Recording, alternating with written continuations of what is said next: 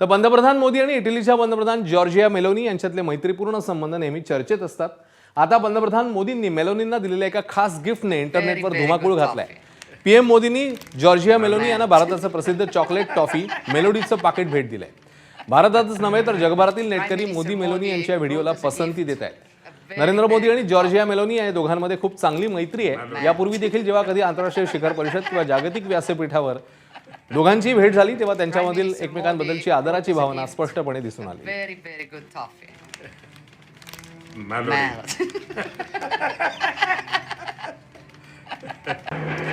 Prime Minister Modi brought us a gift, a very, very good toffee.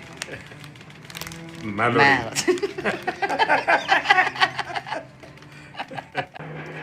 Prime Minister Modi brought us a gift, a very, very good toffee. Melody.